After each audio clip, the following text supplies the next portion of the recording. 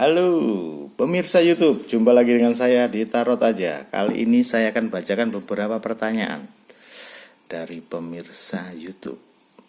Kamu boleh gabung dan kamu boleh mengikuti pembacaan ini dengan memilih kartu nomor 1 dan nomor 2 yang di tengah untuk pemirsa yang bertanya. Oke, kita mulai. Pertanyaan pertama dari Exotic Flower. Exotic Flower bertanya, apakah gebetan online saya sekarang jodoh saya? Jadi dia bertanya apakah gebetan online dia itu jodohnya.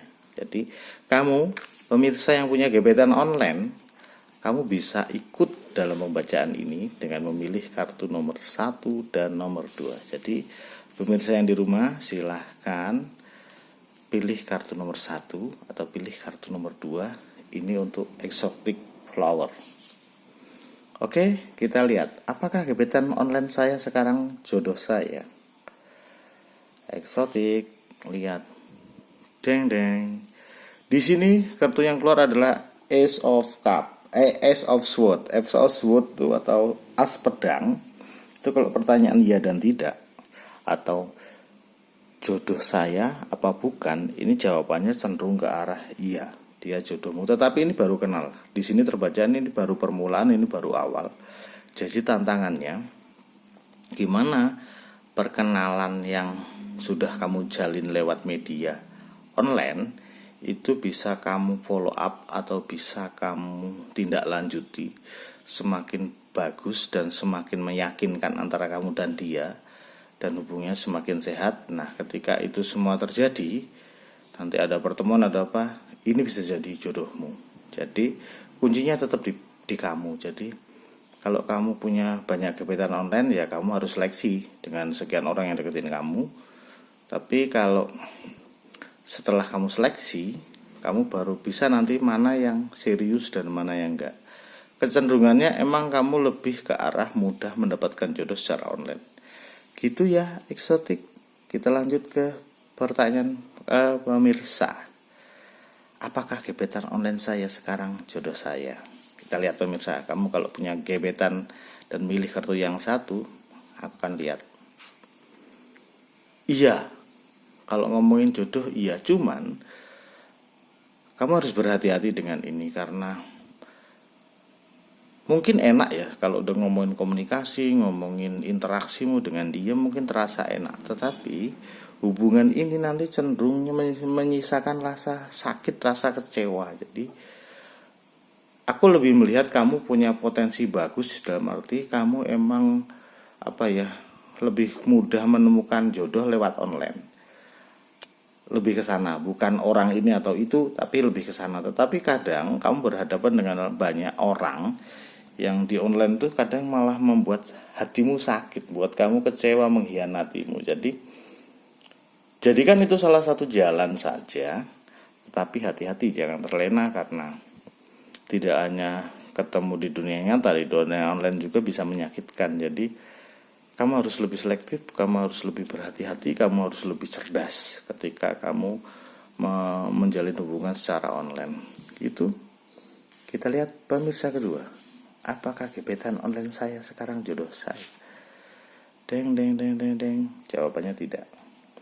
Kartu King of Pentacle ini mengarah ke jawaban tidak. Kenapa tidak? Di sini kamu tidak bisa melihat dia secara utuh. Jadi gambaran-gambar yang kamu lihat tuh hanya permukaannya saja. Misalnya secara foto, secara posting, apapun, semuanya kelihatan megah, semuanya kelihatan mewah, semuanya kelihatan membuai pikiranmu, membuat kamu seperti indah banget. Tetapi itu belum tentu kenyataan.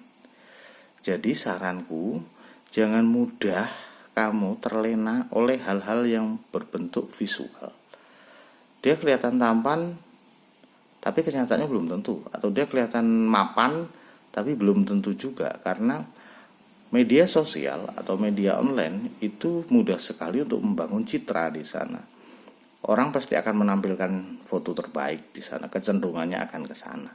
Jadi, kalau kamu tanya, dia jodohmu apa bukan? Bukan. Dan kalau kamu sudah menjalin hubungan dengan dia, Ya saranku, pacarannya ya harus sampai real, jangan hanya di online gitu. Gebetnya di online, pacarannya online, putusnya di online kan namanya itu virtual love. Jadi saranku, cek and recheck, periksa dia dan jangan terbuai dengan pikiranmu, dengan apa yang kamu bayangkan. Oke, gitu. Kita lanjut pertanyaan berikutnya dari TV. TV bertanya, adakah laki-laki yang menikahiku dan tulus? Wah, dia bertanya tentang ketulusan lelaki. Emang kamu pernah disakiti laki-laki? Atau sering kok sampai adakah laki-laki? Kan pertanyaan itu kan kadang mengartikan sebuah maksud ya. Jadi ada pengalaman di sana. Apakah pengalaman dia dulu menyakitkan? Kita lihat saja di kartu. Untuk TV, 1 pemirsa, 2 pemirsa, 3 pemirsa. Kok pemirsa yang tengah bukan pemirsa, yang tengah TV ya. TV, pemirsa dan pemirsa. Oke, kita lihat apakah laki-laki yang menikahiku dengan tulus. Adakah? Sebenarnya ada. Kalau tanya ada tuh ada lelaki yang tulus dengan dia. Cuman di sini terbacanya justru di dia yang terlalu banyak pertimbangan, terlalu banyak pikiran. Jadi dia tuh menanyakan orang yang tulus pada dirinya. Nah, tapi kadang dia ketika kedatangan orang yang tulus, dia malah yang moodnya berubah sendiri. Moodnya yang mempertanyakan terus, apakah ini ataukah itu, ataukah ini sudah benar atau belum. Kadang dia masih ada ketakutan-ketakutan. Nah, bisa saja ketakutan-ketakutan dan pertanyaan yang muncul itu karena ada pengalaman-pengalaman tidak menyenangkan sebelumnya. Saranku ya, lepaskan dulu pengalaman pahitmu, lepaskan pengalaman lamamu, biar yang tulus dan yang datang dalam hidupmu yang lebih baik. Gitu ya TV. Oke, untuk pemirsa, adakah laki-laki yang menikahiku dengan tulus? Pemirsa yang pilih kartu nomor 1, kita lihat. Kalau di sini cenderungnya belum. Kenapa belum?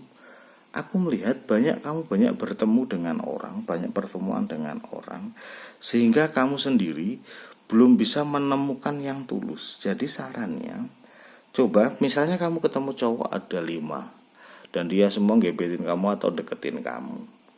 Seleksi pelan-pelan. Dari 5 itu coba gugurkan 2 dulu. Masih ada 3, gugurkan 1-1 dulu. Jadi harus kamu uji untuk kamu yakin dia itu jodohmu atau tidak. Jadi ada cara yang harus kamu menguji dia. Tetapi mengujinya jangan jangan sederhana ya. Maksudnya sederhana tuh apa ya? Hanya kamu pengen dikasih hadiah, itu bukan uji kalau itu. Kalau itu lelaki aja gampang, maksudnya kamu ulang tahun dikasih hadiah atau kamu minta gampang banget kamu akan tertipu dengan itu. Tetapi banyak ujian-ujian yang bersifat kamu akan melihat karakter dia. Misalnya kamu punya masalah kecil lah, tetapi coba bercerita dengan dia. Gimana cara dia merespon, gimana cara dia memberikan solusi, gimana cara dia membantu kamu. Nanti kamu tahu ini nilainya bagus enggak kalau untuk ke arah serius. Gitu ya. Jadi diuji dengan tidak hanya materi. Kalau materi bisa ditipu kamu, orang bisa mengadakan sesuatu hanya untuk membuat kamu tertarik, kamu terlena. Tetapi ujilah dengan hal-hal yang rumit, hal-hal yang kelihatannya sederhana tetapi rumit, dan sikap dia seperti apa. Begitu. Oke, makasih. Kita lanjut ke pemirsa kedua. Adakah lelaki yang menikahiku dengan tulus? Jawabannya, kamu sering ketemu lelaki di awal. Ini cenderung tidak ya. Kamu belum ketemu orang yang tulus. Jadi adakah ini belum atau tidak? Kenapa? Karena biasanya kamu tuh kalau membangun hubungan dengan seseorang di awal, kamu menggebu-gebu, perasaanmu terlalu meluap-luap. Nah, tapi daya tahan ke akhirnya itu kadang dipertanyakan. Jadi kadang orang kalau terlalu senang di awal itu habis tenaga di belakang, atau kehilangan rasa di belakang. Nah, ini loh kecenderungan terjadi di kamu. Jadi sarannya, kalau menemukan sesuatu ya atau pasangan tuh jangan senang-senang dulu, tapi pelan-pelan rasanya tuh kamu tarik ulur, kamu berikan sedikit-sedikit, jangan langsung happy, langsung kelihatan gembira, langsung ekspresif, semuanya dicurahkan. Akhirnya lama-lama jadi monoton, kamu jadi kok nggak ada rasanya ya, jadi kehilangan itu loh. Kadang kan namanya hubungan atau pacaran atau berhubungan itu kadang perlu ada ada situasi yang tidak aman. Situasi tidak aman itu bisa kamu bentuknya tarik ulur, bisa bentuknya sesuatu yang keluarnya sedikit-sedikit. Jadi emang harus di manajemen perasaanmu. Jadi manajemen perasaanmu, libatkan logika dan nalarmu untuk menjalani sebuah hubungan biar kamu ketemu yang pas. Begitu ya. Terima kasih. Kita lanjut ke pemirsa berikutnya. Ini dari Ika. Kalau aku cerai, bisakah ke depan aku kembali sama dia? Aduh, ini dia mau bertanya, kalau aku cerai, ngapain cerai kalau pengen kembali? Sederhananya kita bisa ngomong kayak gitu, tapi kehidupan tidak. Kehidupan itu kadang kompleks. Kehidupan tuh kadang ada yang harus diulang. Kehidupan tuh kadang tidak seindah yang ada di pikiran kita. Jadi ini pertanyaan pemirsa. Hubungan pernikahanku dengan kalau aku cerai, bisakah kedepannya aku kembali sama dia?